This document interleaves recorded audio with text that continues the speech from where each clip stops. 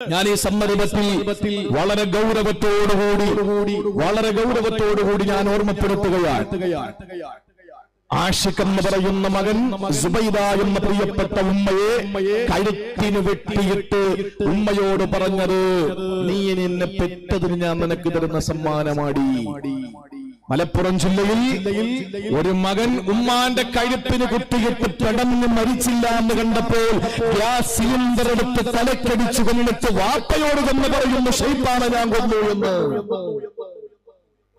ഇന്നലെ എന്റെ നാട്ടിൽ രണ്ടുപേര്, തൊട്ടടുത്ത് ഒരു 15 കിലോമീറ്റർ അപ്പുറത്ത് രണ്ടുപേര്, അതുപോലെ തൊട്ടപ്പുറത്ത് കുറച്ചകലത്തില് ഒരു 95 വയസ്സുള്ള വൃദ്ധയായ ഉമ്മ.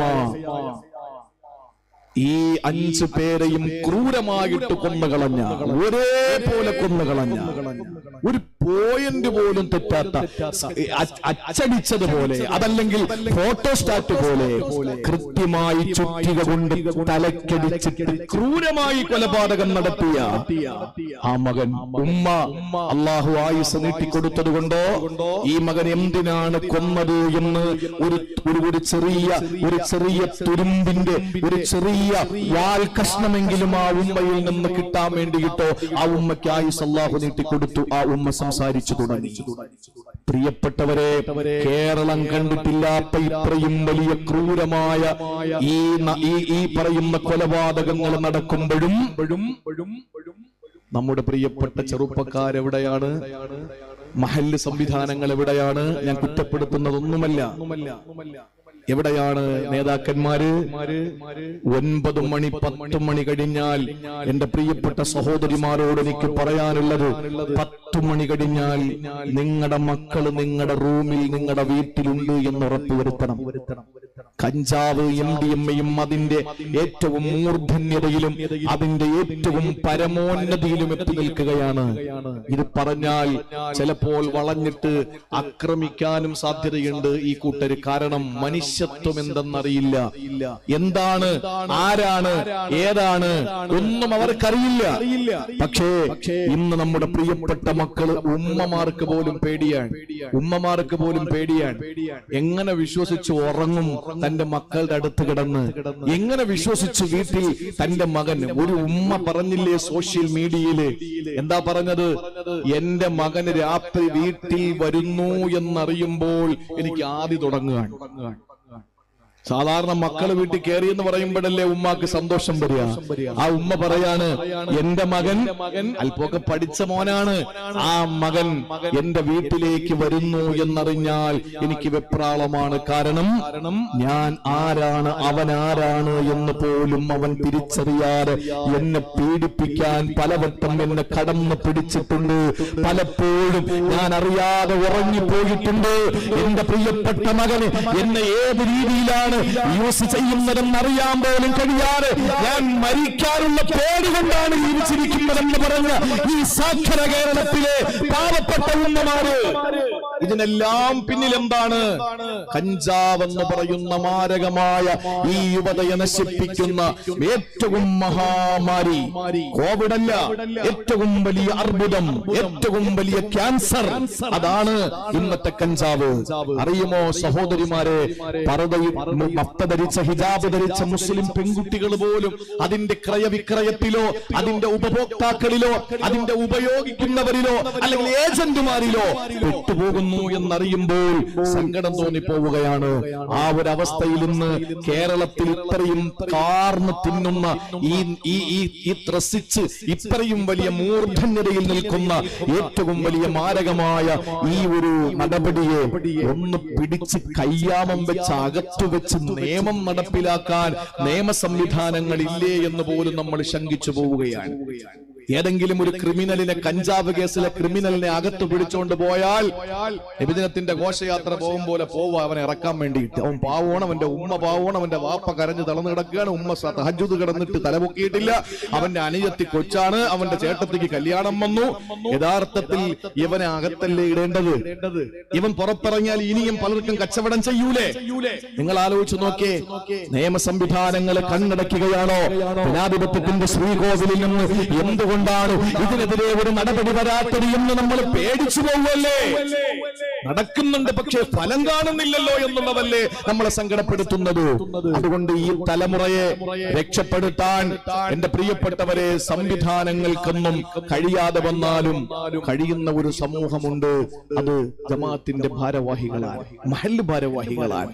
കൃത്യമായി അവര് ആ മക്കൾക്ക് വേണ്ടിയിട്ട് ഓരോ കുടുംബ ക്ലാസുകൾ നടത്തിയിട്ട് അവരെ ഓരോരുത്തരെയും പിടിച്ചണച്ചു നിർത്തിയിട്ട് ചേർത്ത് നിർത്തിയിട്ട് ആ മക്കളെ അതിൽ നിന്ന് ശുദ്ധീകരിച്ച് കൊണ്ടുവന്നില്ല എങ്കിൽ നാളെ സുബൈദമാർ ആവർത്തിക്കപ്പെടും, നാളെ ലത്തീഫുമാരും ഷാഹിദമാരും ഷമിമാരും അതുപോലെ തന്നെ ഇർഫാനമാരും ആവർത്തിക്കപ്പെടുമെന്നതിൽ യാതൊരു തർക്കവുമില്ല. പ്രിയപ്പെട്ടവരെ, ഇവിടെ ഒരുപാട് അഫ്ഫാന്മാർ ഇനിയും ഉണ്ടായിക്കൊണ്ടേയിരിക്കും. എന്തുകൊണ്ടാണ്? ഈ കാലഘട്ടത്തിൽ ഏറ്റവും വലിയ മാരകമായ വൈറസായി ഈ കഞ്ചാവ് മാറിക്കൊണ്ടിരിക്കുക. സ്കൂൾ അധികൃതർ മിണ്ടുന്നില്ല, അവർക്ക് പേടിയാണ്. ഒരുത്തനെ പിടിച്ചിട്ട് പുറത്താക്കാൻ പോകുമ്പോൾ പറഞ്ഞത്, ടീച്ചർ പുറത്തിറങ്ങി ഞാൻ കാച്ചിക്കളയും. ജീവന് പേടിയില്ലാത്ത ആരാളുള്ളത്? ജീവന് പേടിയില്ലാത്ത ആരാളുള്ളത്? കൂട്ടുകാരുടെ മുമ്പിൽ വെച്ചിട്ട് വാപ്പയോട് പറയാണ്, താൻ തന്താണെന്നൊന്നും ഞാൻ നോക്കൂല എന്ന് പറഞ്ഞിട്ട് വാപ്പയെ മർദ്ദിക്കാൻ, പിച്ച വെക്കാൻ പഠിപ്പിച്ച വാപ്പ, സംസാരിക്കാൻ പഠിപ്പിച്ച വാപ്പ, ആദ്യ ഉരുള വായിലേക്ക് വെച്ച് എന്ന് ചവച്ചരക്കാൻ പഠിപ്പിച്ച വാപ്പ. ബോധമില്ല പ്രിയപ്പെട്ടവരെ, ബോധമില്ല. അതുകൊണ്ട് ദുആ ചെയ്യുക, ഒപ്പം നമ്മൾ പ്രവർത്തിക്കുക. എന്നിട്ട് നമുക്ക് നമ്മുടെ നിയമ സംവിധാനങ്ങളോടൊപ്പം ചേർന്ന് നിന്ന് ഇങ്ങനെയുള്ള ക്രിമിനലുകളെ കൃത്യമായി വിവരം കൊടുത്തിട്ട് അകത്താക്കലല്ലാതെ വേറെ നിർവാഹമൊന്നുമില്ല. ഇനി അകത്ത് കടന്നാലോ പുറത്തിരിക്കുന്നവൻ എന്നും പട്ടിണിയാ.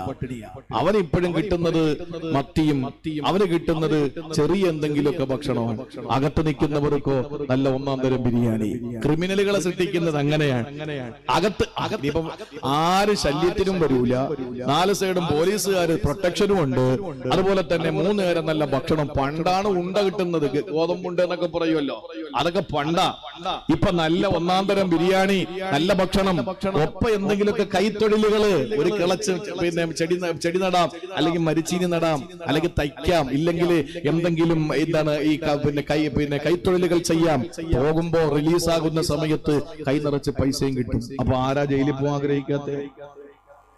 അപ്പൊ ജയിലിൽ പോകണമെങ്കിൽ എന്താ ചെയ്യണം? ആരെങ്കിലും വെച്ച് കാച്ചണം. അതപ്പൊ നടന്നുകൊണ്ടിരിക്കുന്നത്. അള്ളാഹു നമ്മളെ നന്നാക്കി തരട്ടെ. അതുകൊണ്ട് എന്റെ പ്രിയപ്പെട്ട സഹോദരങ്ങളെ, ഞാൻ പറഞ്ഞു വന്നപ്പോൾ ഞാൻ പറഞ്ഞ് ഇതും കൂടെ ഞാൻ ഓർമ്മപ്പെടുത്തിയതാണ്. എന്റെ മുസ്ലിം പ്രിയപ്പെട്ട സഹോദരിമാരോട് പറയാണ്, നിങ്ങൾ ഹിജാബ് ഇട്ടുകൊണ്ട് ഇതൊന്നും ചെയ്യരുത്. നിങ്ങൾക്ക് ചെയ്തേ പറ്റുള്ളൂ, അത് അഴിച്ചു വെച്ചിട്ട് ചെയ്യണം. എന്തിനാണ് നിങ്ങൾ അള്ളാഹുവിന്റെ ചിഹ്നങ്ങൾ അധിക്ഷേപിക്കുന്നത്? അള്ളാഹു പ്രിയങ്കരമായി കണ്ടതിനെയൊക്കെ നിങ്ങൾ ശത്രുതാ മനോഭാവത്തോടെ കണ്ടാൽ, അതല്ലെങ്കിൽ അതിനോട് നിങ്ങൾക്കൊരു വിരക്തി വന്നാൽ, നിങ്ങൾ പടച്ചോനോട് ആ യുദ്ധ പ്രഖ്യാപനം നടത്തുന്നത് കളി ഒതിവിടും. അള്ളാഹു നമ്മളെ കാത്തുരക്ഷിക്കട്ടെ, പടച്ചതമ്പുരാൻ നമ്മളെ കാത്തുരക്ഷിക്കട്ടെ, അള്ളാഹു നമ്മളെ കാത്തുരക്ഷിക്കട്ടെ. അതുകൊണ്ട് ഒരിക്കലും പ്രിയപ്പെട്ടവരെ, അള്ളാഹുവിന്റെ ഇഷ്ടപുത്രങ്ങളോട് ഒരിക്കലും നമ്മൾ എതിരാകാൻ പാടുള്ളതല്ല. മൂസാ നബി അലൈഹിസ്സലാമിനോടല്ല ചോദിച്ചല്ലോ, യാ മൂസാ അയ്യു അമലിന അമിൽതനൂ, എനിക്ക് വേണ്ടി എന്ത് ചെയ്തു മൂസ നബിയേ? അല്ലാഹുവേ, സല്ലൈതു ലക വസംതു ലക വദകർതുക വതസദ്ദഖതു ലക, നിനക്ക് വേണ്ടി നിസ്കരിച്ചു, നിനക്ക് വേണ്ടി നോമ്പ് പിടിച്ചു, നിനക്ക് വേണ്ടി ഞാൻ ദാനധർമ്മങ്ങൾ ചെയ്തു, നിന്നെ ഏത് സമയത്തും ഓർത്തോർത്ത് ഞാൻ ഇരിക്കുകയാണ്. ഇതങ്ങോട്ട് പറഞ്ഞപ്പോൾ മൂസാ നബിയോട് പടച്ചോൻ പറഞ്ഞതെന്തെന്നറിയോ? അസ്സലാത്തു ബുർഹാനുൽ ലക, നീ എനിക്ക് വേണ്ടി നിസ്കരിച്ചു എന്ന് പറയുമ്പോൾ നാളെ സ്വർഗത്തിൽ പോകാനുള്ള നിന്റെ ഐഡന്റിറ്റിയാണ്, പാസാണ്. എനിക്ക് വേണ്ടി നോമ്പ് പിടിച്ചു എന്ന് പറയുന്നത് ജിന്നത്തിലൊക്കെ നരകത്തിൽ നിന്ന് നിന്നെ രക്ഷപ്പെടുത്തുന്ന വലിയ ഒരു തിരശീലയാണ്, ഒരു പരിചയാണ്. അതുപോലെ നീ എന്നെ ഓർക്കുന്നു എന്ന് പറയുന്നത് നൂറില്ലക്ക, നാളെ പരലോകത്ത് കുത്തിരിട്ടാകുന്ന സിറാത്തിൽ നിനക്ക് പ്രകാശമാണ്. എനിക്ക് വേണ്ടി നീ എന്ത് ചെയ്തു മൂസ നബിയെ? ആ സമയത്ത് മൂസാ നബി ചോദിക്കുന്നതുല്ലനീ അലാ അമലിൻ ഹുവ ലക യാ അല്ലാഹ്, നിനക്ക് വേണ്ടിയുള്ള അമലേതാണെന്ന് എനിക്കെന്ന് പറഞ്ഞു തന്നാലും ഞാനത് ചെയ്തോളാം. ആ സമയത്ത് അല്ലാഹു മൂസാ പ്രവാചകനോട് പറഞ്ഞതെന്തെന്നറിയോ? എനിക്ക് വേണ്ടി നിങ്ങൾ ചെയ്യുന്ന അമല്, ഞാൻ സ്നേഹിച്ചവരെ സ്നേഹിക്കണം, ഞാൻ വെറുത്തവരെ നിങ്ങൾ വെറുക്കണം. അതാണ് അള്ളാഹ്ക്ക് വേണ്ടി ചെയ്യുന്ന അമല്. നമ്മോട് ചോദിക്കാണ്, എന്താ നിങ്ങൾ അള്ളാഹ്ക്ക് വേണ്ടി ചെയ്ത എരുമേലിക്കാര്? അല്ലെങ്കിൽ അപ്പൊ നിസ്കാരം എന്നത് നമുക്ക് നാളെ ഒരു പാസ്സാണ്. ഈ പാസ് ഉണ്ടെങ്കിൽ അങ്ങോട്ട് കേറ്റുള്ളൂ. അസ്സലാത്തു മിഫ്താഹുൽ ജന്ന, സ്വർഗത്തിന്റെ വാതിൽക്കൽ ചെന്ന് നിൽക്കുമ്പോ അതിന്റെ ഒരു കീ, അതിന്റെ ഒരു ചാവി, അതാണ് നിസ്കാരം. അതാണ് നിസ്കാരം. അതുകൊണ്ട് നിസ്കാരം നമുക്ക് നാളത്തെ തെളിവാണ്, ഐഡന്റിറ്റിയാണ്. പിന്നെ നോമ്പോ നരകത്തിനെയും നമ്മളുടെയും ഇടയിലുള്ള വലിയൊരു പരിച. പിന്നെ നമ്മൾ അല്ലാഹയെ ഓർത്തതൊക്കെയോ ഒരു പ്രകാശം. സിറാത്ത് എന്ന് പറഞ്ഞാൽ കുറ്റാക്കുറ്റിയിട്ടല്ലേ? അപ്പൊ നമുക്കൊരു പ്രകാശം. അല്ലാഹ് ചോദിക്കുന്നു, എനിക്ക് നിങ്ങൾ എന്ത്? നിസ്കാരവും നോമ്പും എന്നെ ഓർത്തതും സദഖയും ഒക്കെ നിങ്ങൾക്കല്ലേ? എനിക്ക് വേണ്ടി നിങ്ങൾ എന്ത് ചെയ്തു? അല്ലാഹ്ക്ക് വേണ്ടിയുള്ള അമൽ ഏതാണ്? എന്റെ പ്രിയപ്പെട്ടവരെ, അല്ലാഹ് ഇഷ്ടപ്പെട്ടതിനെ ഇഷ്ടപ്പെടുക, അല്ലാഹ് വെറുത്തതിനെ വെറുക്കുക. നമ്മൾ നേരെ തിരിച്ചല്ലേ, ഉൾട്ട. അല്ലാഹ് വെറുത്തതിനെ ഇഷ്ടപ്പെടും, അല്ലാഹ് സ്നേഹിച്ചതിനെ വെറുക്കുകയും ചെയ്യും. പിന്നെങ്ങനെ നമ്മൾ അള്ളാഹുവിന് വേണ്ടി ഇബാദത്തെടുക്കുക? അതുകൊണ്ട് അല്ലാഹ് പ്രിയങ്കരമായി കണ്ടതിനെ ഒക്കെ നമ്മൾ സ്നേഹിക്കണം. അല്ലാഹ് വെറുത്തു മാറ്റി നിർത്തിയതിനൊക്കെ നമ്മൾക്ക് മാറ്റി നിർത്താൻ കഴിയണം. അല്ലാഹു തൗഫീഖ് തരട്ടെ. പ്രിയമുള്ള സഹോദരങ്ങളെ, ഇതാണ് രണ്ട് പ്രമേയങ്ങൾ. ആ ഹദീസിലെ മഹാനായ മുആദ് ഇബ്നു ജബൽ തങ്ങളെ ഉമർ തങ്ങൾക്ക് പറഞ്ഞു കൊടുത്ത ഹദീസാ. പിന്നെ റസൂൽ പറഞ്ഞതെന്തെന്നറിയോ? 3 കൂട്ടരെ അല്ലാഹ്ക്ക് വലിയ പ്രിയമാണ്. ആ 3 കൂട്ടരാരെന്നറിയോ? ഇന്നല്ലാഹ യുഹിബ്ബുൽ അബ്റാറൽ അത്ഖിയാ അൽ അഖ്ഫിയാ. അല്ലാഹ് ഇഷ്ടപ്പെടുന്ന 3 കൂട്ടം ആളുകളാരാ? ഇന്നല്ലാഹ യുഹിബ്ബു അൽ അബ്റാറൽ അത്ഖിയാ അൽ അഖ്ഫിയാ. ഈ 3 കൂട്ടരിൽ അല്ലാഹു നമുക്ക് ഉൾപ്പെടാനുള്ള ഭാഗ്യം തരട്ടെ. അല്ലാഹു ഭാഗ്യം തരട്ടെ. അബ്റാർ ആരാ? ഖുർആനിലെ 6 സ്ഥലങ്ങളിൽ അൽ അബ്റാർ എന്ന് അല്ലാഹു പറഞ്ഞിട്ടുണ്ട്. മരിക്കുന്നെങ്കിൽ അബ്റാരിങ്ങളായിട്ട് മരിക്കണം. മരിക്കുന്നെങ്കിൽ അബ്റാറിങ്ങളായിട്ട് മരിക്കണം. എന്തായി അബ്റാറ്? അല്ലാഹ് എന്റെ മരണം അബ്റാറിങ്ങളുടെ മരണമാക്കി തരണേ അല്ലാഹ്. അബ്റാർ എന്ന് പറഞ്ഞാൽ പുണ്യവാന്മാരാണ്. നമുക്ക് പുണ്യം ചെയ്യാൻ കഴിയണം. ആ പുണ്യം ചെയ്യുക എന്ന് പറയുന്നത് എന്റെ പ്രിയപ്പെട്ട സഹോദരങ്ങളെ, ഏതായി പുണ്യം എന്ന് പറഞ്ഞാൽ വാബിസത്ത് റളിയല്ലാഹു അൻഹു നബി തങ്ങളുടെ മുന്നിലേക്ക് വന്നിട്ട് ചോദിച്ചു, നബിയേ, എനിക്ക് ബിർറും ഇസ്മും ഏതാണെന്നൊന്നും പറഞ്ഞു തരണം. അല്ലാഹുവിന്റെ റസൂല് ഏതാണ് ബിർറെന്നതിന്റെ പട്ടിക അങ്ങോട്ട് കൊടുത്തില്ല. ഇസ്മ ഏതാണെന്നതിന്റെ മെനു അങ്ങോട്ട് കൊടുത്തില്ല. അല്ലാഹുവിന്റെ റസൂല് ചെയ്ത പണി എന്താണെന്നറിയോ? ഈ 5 വിരലുകൾ ഹിൻസറും ബിൻസറും മുസ്തയും മുസബ്ബിഹയും ഇബ്ഹാമും 5 വിരലിന്റെ അഗ്രഭാഗം അള്ളാന്റെ ഹബീബ് വാബിസത്ത് തങ്ങളുടെ പച്ച ശരീരത്തിലേക്ക് കുത്തിവെച്ചിട്ട് പറഞ്ഞു, നിന്റെ മനസാക്ഷിയോട് ചോദിക്ക്, ഏതാ പാപം ഏതാ നന്മയെന്ന്. എന്നിട്ട് അള്ളാന്റെ റസൂല് പറഞ്ഞു കൊടുത്തിട്ടുണ്ട്, നന്മയെന്ന് പറഞ്ഞാൽ ചെയ്യുന്ന കാര്യത്തിൽ സംതൃപ്തി ഉണ്ടാകുക. അപ്പൊ ഈ സദസ്സിൽ ഇരിക്കുന്ന ആര് കണ്ടാലും നിങ്ങൾക്ക് എന്താ പ്രശ്നം? ഒരു സംതൃപ്തി ഇല്ലേ? ഇതാണ് പുണ്യം. നേരെ മറിച്ച് തിയേറ്ററിലാണെങ്കിലോ പാപ്പ കണ്ട അല്ലാഹ് പൊക്കിയത് തന്നെ. ആരെങ്കിലും കണ്ടാലോ ഒരു സംതൃപ്തി ഇല്ലായ്മ. അത് തെറ്റ്. ഒരു ഗ്ലാസ് വെള്ളമെടുത്ത് കുടിക്കുന്നു, ആര് കണ്ടാൽ എനിക്ക് എന്താ പ്രശ്നം?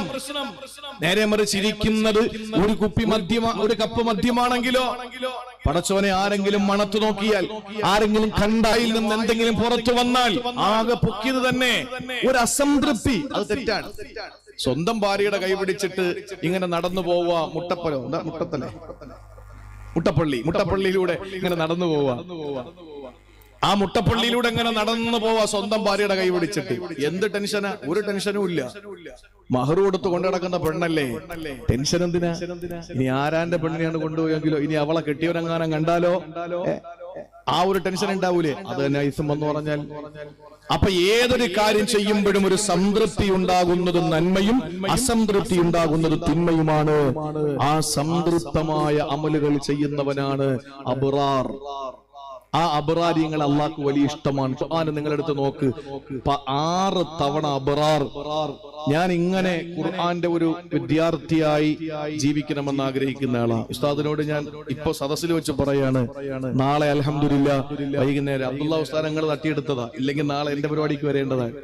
BM അബ്ദുള്ള ഉസ്താദ് അധ്യക്ഷത വഹിച്ചുകൊണ്ട് ബഹുമാനപ്പെട്ട ശൈഖുനാ നൂറുൽ ഉലമാ ഉസ്താദ് അവറുകൾ പ്രകാശനം ചെയ്യുന്ന ഒരു വലിയ സദസ്സ് നാളെ സായാഹ്നത്തിൽ തിരുവനന്തപുരം തമ്പാനൂർ ഹൈലാൻഡ് ഹോട്ടലിൽ ഈ വിനീതൻ എഴുതിയ ഖുർആനിലെ യാ അയ്യുഹല്ലദീന ആമനു, ഖുർആനിൽ 89 സ്ഥലങ്ങളിൽ യാ അയ്യുഹല്ലദീന ആമനു എന്ന് അല്ലാഹു പറഞ്ഞിട്ടുണ്ട്. 89 സ്ഥലങ്ങളിൽ. ആ 89 സ്ഥലങ്ങളിലും അല്ലാഹു വിളിച്ചത് മോമിനീങ്ങളെ എന്നാണ്. ആ 89 കാര്യങ്ങളും ചെയ്യുന്ന ആൾക്കാണ് മോമിൻ എന്ന് പറയാ. ഖുർആനല്ലേ? മുഅ്മിനെ, ഇപ്പൊ നമ്മുടെ പേര് വിളിക്കാൻ, ഇപ്പൊ ഒരാളെ പേര് വിളിച്ചു, അങ്ങനെ പേര് വിളിക്കുമ്പോ അയാള് നോക്കാതെ തിരിഞ്ഞു പോയാൽ അയാൾ ആ ആളല്ല എന്നുള്ളതല്ലേ? യാ അയ്യുഹല്ലദീന ആമനൂ എന്ന് അള്ളാഹു ചേർത്ത് വിളിക്കുമ്പോ അത് ഏറെ അറിവുള്ള കാര്യമാണെന്ന് പറഞ്ഞാൽ നമ്മൾ മുഅ്മിനല്ലെന്നല്ലേ എന്റെ അർത്ഥം. അപ്പൊ ഗൗരവമുള്ള കാര്യമാണ്. അതെല്ലാം കൂടി ഒരു ഗ്രന്ഥമാക്കി നാളെ അതിന്റെ പ്രകാശനമാണ്. ഇൻഷാ അല്ലാഹ് അത് ആവശ്യമുള്ള ആളുകളൊക്കെ ബന്ധപ്പെട്ടാൽ ഇൻഷാ അല്ലാഹ് എത്തിച്ചു തരും. അപ്പൊ അതിന്റെ പ്രകാശനം അധ്യക്ഷത വഹിക്കേണ്ടത് വി അബ്ദുള്ള ഉസ്താദ. ഇന്ന് ബന്ധപ്പെടുമ്പോ പറഞ്ഞു ഇവിടെ പരിപാടിക്ക് വരുന്നത് കൊണ്ട് നാളെ അവിടെ എത്തൂലെന്ന് അറിയിച്ചിട്ടുണ്ട്. ഇവിടെ വരും ഇൻഷാ അല്ലാഹ്. അപ്പോ ഞാൻ പറഞ്ഞു വന്നത് 20 സ്ഥലങ്ങളിൽ യാ അയ്യുഹന്നാസ്, ഓ മനുഷ്യരെ എന്ന് അല്ലാഹു വിളിച്ചിട്ടുണ്ട്. 89 സ്ഥലങ്ങളിൽ അല്ലാഹു വിളിച്ചു പറയുന്ന കാര്യങ്ങൾ പൊക്കി പിടിച്ചുകൊണ്ടുവന്ന് ചാനലിൽ ഇരുന്നിട്ട് എന്തെങ്കിലുമൊക്കെ പറയുന്ന വിവരദോഷികൾക്ക് നാണമുണ്ടോ, ഉളുപ്പുണ്ടോ? ഇടാ, അത് മുഅ്മിനീങ്ങളുടെ അടുത്ത് അല്ലാഹ് പറയാൻ വേണ്ടി വിളിച്ച കാര്യമല്ലേ? 20 സ്ഥലങ്ങളിൽ യാ അയ്യുഹന്നാസ് എന്ന് വിളിച്ചതിൽ എന്തെങ്കിലും നിങ്ങൾക്ക് പറയാനുണ്ടോ? അത് നിങ്ങൾ പറ. ഇവിടുത്തെ ഹിന്ദുവിനെയും ക്രിസ്ത്യാനിയെയും മുസ്ലിമിനെയും ബുദ്ധനെയും ജൈനനെയും പാഴ്സിയെയും നിരീശ്വരവാദിയെയും എല്ലാവരെയും വിളിച്ചുകൊണ്ടല്ല പറഞ്ഞതാണ് 20 സ്ഥലങ്ങളിൽ യാ അയ്യുഹന്നാസ്, മനുഷ്യരെ. യാ ബനി ആദം 5 സ്ഥലങ്ങളിൽ അല്ലാഹ് പറഞ്ഞിട്ടുണ്ട്. യാ ബനി ആദം, ആദം മക്കളെ. അപ്പൊ ഇങ്ങനെ ഖുർആന്റെ ഒരു പഠനം അത് നല്ല രസമാണ്. അള്ളാഹു നമുക്ക് ഖുർആനിന്റെ അകക്കാമ്പ് തൊട്ടറിയാനുള്ള ഭാഗ്യം അള്ളാഹു തരട്ടെ. 6 സ്ഥലങ്ങളിൽ അള്ളാഹു അബ്റാർ എന്ന് പറഞ്ഞിട്ടുണ്ട്. അവരെ അള്ളാഹു വലിയ ഇഷ്ടമാണ്. രണ്ടാമത് ആരാണ്? അള്ളാഹ് ഇഷ്ടപ്പെടുന്ന രണ്ടാമത് ആ ഹദീസിന്റെ ബാക്കിയാ ഞാൻ പറഞ്ഞത്. അൽ അത്ഖിയ, അള്ളാഹു ഇഷ്ടപ്പെടുന്നത് അൽ അത്ഖിയ, തഖ്വയുള്ള ആളുകളെയാണ്. തഖ്വ എന്ന് മാത്രം നമ്മൾ പറഞ്ഞാൽ മതി. ആരെങ്കിലും ഒളു കൊടുക്കുന്ന ടാങ്ക് എന്ന് പറയോ? എന്താ പറയുന്നത്? ഹനഫിക്കാർക്ക് പിന്നെ അതില്ലാത്തോണ്ട് കുഴപ്പമില്ല. ഇല്ലല്ലോ സാറേ, ഹൗലുണ്ടാ? ഹൗലെന്തോ നീളവും വീതിയൊക്കെ വേണ്ടേ? കൂടുതൽ വേണ്ടേ? എന്റെ പള്ളിയിൽ ഇൻഷാ അല്ലാഹ് പിന്നെ എന്താണ് 3 സ്റ്റെപ്പുള്ള പിന്നെ എന്താ പറയാ, പള്ളിക്കകത്ത് ഖത്തീബ് കയറുന്ന സാധനത്തിന്റെ പേരെന്താ? മിമ്പറിനെ അറബി വാക്കല്ലേ? മലയാളമാണ് ഞാൻ ചോദിച്ചത്. വക്കീല്, മുൻസിഫ്, അതുപോലെ തന്നെ ഖലാ. ബാക്കി വല്ലതും ഉണ്ടോ? ബാക്കി ഉണ്ടെങ്കിൽ ഈ ബാക്കി എന്ന് പറഞ്ഞാൽ എന്താണ്? അൽ ബാക്കി എന്ന് പറഞ്ഞാൽ അവശേഷിക്കുന്നത്. ഇതൊക്കെ അറബിയാണ്. അറബിയായിട്ട് തന്നെ ഉപയോഗിക്കണം. ഒന്നു കൊടുക്കുന്ന ടാങ്ക് എന്നാരും പറയില്ല, ഹൗൽ എന്നേ പറയുള്ളൂ. അതുപോലെ പറയേണ്ട ഒരു വാക്കാണ് തഖ്വ. അത് മതി. ഭക്തി സാന്ദ്രമായ ഉറൂസ്. ആന എഴുന്നള്ളിപ്പിച്ച് അവസാനം ആന പാപ്പാനെ കുത്തിക്കൊന്ന് പ്രസിഡന്റിന്റെ ചവിട്ടി കാലൊടിച്ച് ഇമാമിന്റെ കൊമ്പിൽ പിന്നെ തുമ്പിക്കൈയിലടിച്ച് നിർത്തി. അപ്പൊ ഇതൊക്കെയാണ് അത് ഭക്തിസാന്ദ്രമായ കാര്യങ്ങൾ. അപ്പൊ ഭക്തി എന്ന് പറയുന്നത് അർത്ഥം ശരിയാവൂല. എന്നാ പിന്നെ ഞാൻ ചോദിക്കട്ടെ, ഈ തഖ്വയ്ക്ക് വേറൊരർത്ഥം കൊടുക്കാം. പേടി, അല്ലാഹയെ പേടിക്കുക. അതെങ്ങനെ ശരിയാവും? കടുവയെ പേടിയുള്ള ആളുകൾ എന്താ ചെയ്യാ? കടുവയെ കാണുമ്പോ ഓടും. ആനയെ കണ്ടാലോ പേടിയുള്ളവര് ഓടും. പുലിയെ കണ്ടാലോ പേടിയുള്ളവർ ഓടും. പാമ്പിനെ കണ്ടാലോ പേടിയുള്ളവർ ഓടും. പട്ടിയെ കണ്ടാലോ പേടിയുള്ളവർ ഓടും. അല്ലാഹയെ പേടിയുള്ളവരോ പള്ളിയിൽ നിന്ന് ഇറങ്ങി ഓടുവോ? പിന്നെ എങ്ങനെ അർത്ഥം ശരിയാവും? അവിടെയാണ് വ്യത്യാസം. ബാക്കി എന്തിനെ പേടിയുള്ള ആളുകളും അതിൽ നിന്ന് ഓടി ഒളിക്കും. അള്ളാഹുവിനെ പേടിയുള്ളവര് അങ്ങോട്ട് കയറി ചെല്ലാ ചെയ്യും. അപ്പൊ എങ്ങനെ പേട്ടം വരും? അള്ളാഹ് പേടിക്കാൻ എന്താ? അള്ളാഹ് ട്രംപിനെ പോലെ അല്ലെങ്കിൽ ഹിറ്റ്ലറെ പോലെ മുസോളിനെ പോലെ അല്ലെങ്കിൽ ചില മച്ചമ്പിമാരെയൊക്കെ പോലെ പ്രശ്നക്കാരനാണ് അള്ളാഹ്? അല്ല, അല്ല. പിന്നെന്താണ് അള്ളാഹുവിന് ആ തഖ്വ എന്ന് വെച്ചാൽ മതി. തഖ്വ എന്ന് പറഞ്ഞാൽ അതിനർത്ഥം വരുന്നത് ആഖിറത്തിൽ ഇടങ്ങേറുണ്ടാകുന്ന കാര്യത്തെ ഇവിടെ സൂക്ഷിക്കുക, അതാണ് തഖ്വ. ആഖിറത്തിൽ ഇടങ്ങേറുണ്ടാകുന്നതിനെ ഇവിടെ സൂക്ഷിക്കുക, അതാണ് തഖ്വ. നമ്മൾ എത്രയോ കിതാബുകൾ അതിന്റെ വിവരണം പഠിച്ചതാണ്. അപ്പൊ അതുകൊണ്ട് ആ തഖ്വയുള്ളവരോട് അള്ളാഹുവിന് വലിയ ഇഷ്ടമാണ്. ആ തഖ്വയ്ക്കല്ലേ പ്രിയപ്പെട്ടവരെ റമളാൻ, പരിശുദ്ധ റമളാൻ, ലഅല്ലക്കും തത്തഖൂൻ, തഖ്വയ്ക്ക് വേണ്ടിയിട്ടല്ലേ റമളാൻ അല്ലാഹു നമുക്ക് തന്നത്. അബ്റാരിയങ്ങളിൽ പെടണം. പരിശുദ്ധ റമളാനിൽ പുണ്യങ്ങളുടെ പൂക്കാലം എന്നല്ലേ പറയുന്നത്. അബ്റാർ പുണ്യവാന്മാര്. പൂക്കാലം എന്ന് പറഞ്ഞാൽ അതിന്റെ അർത്ഥം എന്താ? തോട്ടയിട്ട് വലിക്കണ്ട, കാത്തുനിന്ന് വാങ്ങണ്ട, അതിന്റെ ചുവട്ടിലൂടെ പോയാൽ മതി. പൂമരക്കാലമാണെങ്കിൽ പൂക്കാലമാണെങ്കിൽ പൂ കിട്ടും, അതാണ് പൂക്കാലം എന്ന് പറഞ്ഞാൽ കൊഴിഞ്ഞുകൊണ്ടിരിക്കുകയാണ് നന്മകൾ. അബ്റാർ. ഇനി മൂന്നാമത്തേതോ അല്ലാഹുവിന്റെ റസൂൽ പറഞ്ഞു തങ്ങളെ പറയുകയാണ്. മഹാനായ ഉമർ റളിയല്ലാഹു തആല അൻഹു കേട്ട് നിൽക്കുകയാണ്. അൽ-ഖഫിയാ, അല്ലാഹു ഏറെ ഇഷ്ടപ്പെടുന്ന മൂന്നാമത്തെ വിഭാഗം അൽ-ഖഫിയാ, ഗോപ്യമായ അമലുകൾ ചെയ്യുന്നവർ, നിഗൂഢമായ അമലുകൾ ചെയ്യുന്നവർ. ആരും കാണാതെ കുറച്ച് അമൽ ഉണ്ടാവണം നമുക്ക്. പരസ്യമായിട്ട് നമ്മൾ ഇപ്പൊ വന്നിരുന്നത് പരസ്യമായിട്ട്, നിസ്കരിക്കുന്ന പരസ്യമായിട്ട്, നോമ്പ് രഹസ്യ ഇബാദത്താണെങ്കിലും പരസ്യമായിട്ട് നമ്മൾ നോമ്പ് തുറക്കാൻ വരുന്നു, അത്താഴത്തിന് വരുന്നു, ഒക്കെ ചെയ്യുന്നുണ്ടല്ലോ.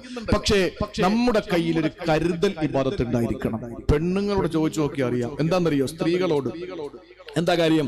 ഭർത്താവിന് ഇനി എത്ര കടം വന്നാലും, ഭർത്താവ് കിടന്ന് എത്ര ഓടിയാലും, അവര് എന്തൊക്കെ തന്നാലും ഇറക്കാതെ വെച്ചിരിക്കുന്ന ഒരു ധനം അവരുടെ കയ്യിലുണ്ടാവും. ചിലപ്പോ 500 രൂപ 1000 രൂപ ഉണ്ടാവുള്ളൂ.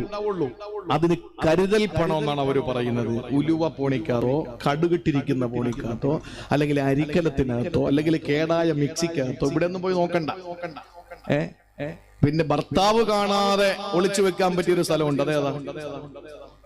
ഭർത്താവ് എടുക്കാതിരിക്കലാണ് നിങ്ങളുടെ ലക്ഷ്യമെങ്കിൽ വെക്കാൻ ഒരു നല്ല സേഫായ ഒരു ലോക്കർ ഞാൻ പറഞ്ഞുതരാം. അതെന്നറിയോ? വീട്ടിലെ ഖുർആനകത്ത് വെച്ചാൽ മതി. കാക്ക ഖുർആൻ തൊടൂലുണ്ടോ? ഖുർആൻ എടുത്താലല്ലേ കാണുള്ളൂ. അപ്പോ ഇത് എന്തൊക്കെ പ്രതിസന്ധി വന്നാലും എടുക്കാതെ വെച്ചിരിക്കുന്ന ഒരു പണം സ്ത്രീകളുടെ കയ്യിലുണ്ട്. അതിന്റെ പേര് കരുതൽ പണം എന്നാണ്. നമ്മുടെ കയ്യിലുണ്ടാവും, എടുക്കൂല. അത്രയും നിർണായക നിമിഷങ്ങൾ വരുമ്പോൾ മാത്രം നമ്മൾ എടുത്ത് ഉപയോഗിക്കാൻ വേണ്ടി കുറച്ച് പൈസ നമ്മൾ കരുതി വെച്ചിരിക്കും. ഇല്ലേ? ഉണ്ടാവൂലേ? ഉണ്ട്. എന്നതുപോലെ ഏത് ഇബാദത്തുകളും നമ്മൾ ചെയ്തെന്ന് തീർക്കുകയാണ്. പക്ഷേ ആരും അറിയാത്ത ഒരു അമല് നമ്മുടെ കൈവശമുണ്ടാകണം. ഭാരതന്മാരായ അല്ലാഹുവിന്റെ ആരിഫീങ്ങൾ പറയുകയാണ്, ആരും അറിയാത്ത ഒരു അമല് നമ്മുടെ കൈവശമുണ്ടാകണം. ആ അമല് എന്താ നമുക്ക് ഗുണം ചെയ്യുന്നതെന്നറിയോ? ഒരു പ്രതിസന്ധി വരുമ്പോ, ഒരു പ്രയാസം വരുമ്പോ, ഒരു വിഷമം വരുമ്പോ അത് അള്ളാന്റെ മുന്നിൽ എടുത്തു വെച്ചിട്ടെന്ന് ദുആ ചെയ്താൽ കൈവലിക്കും മുമ്പ് അല്ലാഹു ഉത്തരം തരുമേ. മഹാന്മാരായ 3 പേര് ഒരു ഗുഹയ്ക്കകത്തകപ്പെട്ടതിന്റെ കഥ എത്രയോ പതിറ്റാണ്ടുകൾ കൊണ്ട് നമ്മൾ കേൾക്കുകയാ. ആരും അറിയാതെ അവർ ചെയ്ത അമലുകളാണ്. പക്ഷേ അവർ ഉപയോഗിക്കേണ്ട പ്രതിസന്ധി ഘട്ടം വന്നപ്പോ പാറ നീങ്ങി അവർ ഗുഹയിൽ നിന്ന് രക്ഷപ്പെട്ടു. ഇതുപോലെ പ്രതിസന്ധി ഘട്ടങ്ങളിൽ നമുക്ക് ഉപയോഗിക്കാൻ കരുതൽ പണം പോലെ നമുക്ക് കരുതൽ അമലുകൾ കൈവശമുണ്ടാകണം. മഹാന്മാര് പറയുകയാണ്, അത് ആരും അറിയാത്തതാകണം. ഭാര്യ പോലും അറിയാത്ത ഒരു അമല് കയ്യിലുണ്ടാകണം. ഭാര്യയെ, നിന്റെ കെട്ടിയോൻ അറിയാത്ത ഒരു അമല് നിന്റെ കയ്യിലുണ്ടാകണം. മക്കളൊന്നും അറിയരുത്. ആ അമലുകൾ സൈനുലാബിരീൻ തങ്ങളെ അറിയൂലേ? ഹസൻ തങ്ങളുടെ പൊന്നുമോനാണ്. ആരാ ഹസൻ തങ്ങള്? പ്രിയപ്പെട്ടവരെ, ഫാത്തിമ ബീവിയുടെ മകനാണ്. ആരാ ഫാത്തിമ? റസൂലിന്റെ പൊന്നുമോള് ഫാത്തിമ. അവിടത്തെ പൊന്നുമോന് ഹസന്. അവിടത്തെ പൊന്നുമോന് മഹാനായ അലി ഇബ്നു ഹസൻ എന്ന അദ്ദേഹത്തിന്റെ അവനെ പേര് സൈനുൽ ആബിദീൻ എന്ന. അദ്ദേഹം ജീവിക്കുന്ന കാലഘട്ടത്തില് പാവപ്പെട്ട ആളുകളുടെ വീട്ടുമുറ്റത്ത് ഭക്ഷണം ഇരിക്കും ദിവസവും രാവിലെ. ആരാണ് കൊണ്ടുവെക്കുന്നത് അവർക്കറിയില്ല. അവർ എടുത്ത് കഴിക്കുമായിരുന്നു. പട്ടിണി കിടക്കുന്നവരുടെ മുമ്പില് നേരം എടുക്കുമ്പോൾ ഭക്ഷണം ഇരിക്കും. പക്ഷേ ആരാണ് കൊണ്ടുവെക്കുന്നത് ഇതൊന്നും അറിയുന്നില്ല. മഹാനായ സൈനുൽ ആബിദീൻ തങ്ങൾ ഈ ലോകത്തിൽ നിന്ന് വിട പറഞ്ഞു. പിറ്റേ ദിവസം മുതൽ വീട്ടിന്റെ മുന്നിൽ ഭക്ഷണമില്ല. അപ്പോഴാണ് ജനങ്ങൾ അറിയുന്നത്, അല്ലാഹുവേ, എന്റെ പ്രിയപ്പെട്ട സൈനുൽ ആബിദീനാണോ ഇത് കൊണ്ടുവച്ചത്? മയ്യത്ത് കുളിപ്പിച്ചവരെ പറയുകയാണ്, ഈ 2 ഷോൾഡറിൽ കറുത്ത 2 പാടുണ്ടായിരുന്നു. തോളത്ത് ഭക്ഷണം ചുമന്നു കൊണ്ടുപോയത്. രാത്രി ഭാര്യ അറിയാതെ ഇറങ്ങി എന്തെങ്കിലും അരിയും വാങ്ങിച്ച് തോളി വെച്ചോണ്ട് പോകുന്നും വേണ്ട, എവിടെയെങ്കിലുമൊക്കെ നമുക്ക് അപകടങ്ങൾ സംഭവിക്കും. അത് കേട്ട അതുപോലെ അമലിയൊന്നും വേണ്ട, എന്തെങ്കിലും ഒരു കരുതൽ ഈ ഭാഗത്ത് കയ്യിലുണ്ടാകണം. അതിന്റെ പേരാണ് അഖ്ഫിയ. അള്ളാഹു നമുക്ക് അങ്ങനത്തെ ഒത്തിരി അമലുകൾ ചെയ്യാനുള്ള ഭാഗ്യം തരട്ടെ. ഒരു അമല് ഞാൻ ഇന്നിപ്പോ പറയാം. ഒരു അമല് എല്ലാവർക്കും ചെയ്യാൻ. ഇന്നത്തെ ഈ 1ാമത്തെ ദിവസത്തെ ഈ പരിപാടിയുടെ ഒരു സമ്മാനമായി, നിങ്ങൾക്ക് അറിയുന്നതാണ്, പുതിയ കാര്യമൊന്നും പറയാൻ ഞാൻ ആളല്ല, പക്ഷേ നിങ്ങൾക്കൊരു സമ്മാനമായി ഒന്ന് ഉണർത്തിവിടുകയാണ്. ഈ പറയുന്ന കാര്യം നമ്മുടെ ജീവിതത്തിൽ ഒരു ദിവസം പോലും, ഒരു സമയം പോലും ഒഴിയാതെ ഈ നമ്മൾ എന്ത് ചെയ്യണം, ചെയ്തിരിക്കണം. ആരും അറിയാത്തൊരു അമലാണ്, ആരും അറിയാത്തൊരു അമലാണ്. സയ്യിദുനാ ബിലാൽ റളിയല്ലാഹു തആല അൻഹു. ആരാ ബിലാൽ റളിയല്ലാഹു അൻഹു? കറുത്ത ശരീരം, നീഗ്രോ വിഭാഗക്കാരൻ, എത്യോപ്യക്കാരൻ, വല്ലാത്ത വികൃതമായ ശരീരത്തിന്റെ കറുത്തുപോയ നിറം. ആ കറുത്ത ബിലാൽ റളിയല്ലാഹു തആല അൻഹുവിനെയാണ് ഖൽബിങ്ങനെ വെളുത്ത് വെള്ളാരം കല്ല് പോലിരിക്കുന്നത് കൊണ്ട് കരിമ്പടം പുറച്ച കറുത്ത സുന്ദരിയായ കരിങ്കൽ വിറ്റുകൊണ്ട് നിർമ്മിക്കപ്പെട്ട കൈവാലയത്തിന്റെ മുകളിൽ മഹാനായ റസൂലുള്ളാഹി തങ്ങൾ കയറ്റി നിർത്തി ബാങ്ക് വിളിപ്പിച്ചു. അന്ന് തൊട്ട് താഴെ പാറക്കൂട്ടങ്ങളുടെ മുകളിൽ നിന്നുകൊണ്ട് അന്നത്തെ ഫാസിസ്റ്റ് ദുശക്തികൾ വിളിച്ചു പറഞ്ഞൊരു വാക്കുണ്ട്. എന്താ വാക്കെന്നറിയോ? ഈ മുഹമ്മദിന്, ഈ ഖുറാബുൽ അസ്വദിനെയല്ലാതെ ബാങ്ക് വിളിക്കാൻ വേറെ ആരെയും കിട്ടിയില്ലേ? ആരാ ഖുറാബുൽ അസ്വദ്? കരിങ്കാക്ക. ഈ കരിങ്കാക്കയല്ലാതെ വേറെ ആരെയും കിട്ടിയില്ലേ ബാങ്ക് കൊടുക്കാൻ? ആ നിലയിൽ അധിക്ഷേപത്തിന്റെയും വിമർശനത്തിന്റെയും ഒറ്റപ്പെടുത്തലിന്റെയും കറുപ്പിനോടുള്ള വെറുപ്പും തൊലിയുടെ നിറവും വർണ്ണ വെറിയുമായി കഴിയുന്നിരുന്ന കാലഘട്ടത്തിൽ ചുമന്ന തുടുത്ത സൽമാനുൽ ഫാരിസി അടക്കമുള്ള ഒരുപാട് ചുമന്ന രാജകുടുംബത്തിൽപ്പെട്ട ഫാരിസി, പേർഷ്യയിലുള്ള ഒരുപാട് അറബി കുട്ടികൾ ഉണ്ടായിരുന്നിട്ടും എത്യോപ്യയിലെ ഹബിഷ്യയിലെ പാവപ്പെട്ട ബിലാൽ റളിയല്ലാഹു അൻഹുവിനെ ബാങ്ക് കൊടുക്കാൻ കയറ്റി ലോകത്ത് കറുപ്പിനോടുള്ള വെറുപ്പ് മാറ്റണമെന്ന് കാണിച്ചു കൊടുത്ത ലോകത്തെ ഏറ്റവും വലിയ മനുഷ്യാവകാശത്തിന്റെ അംബാസഡറായ മഹാനായ മുത്തലി നബി മുഹമ്മദ് മുസ്തഫ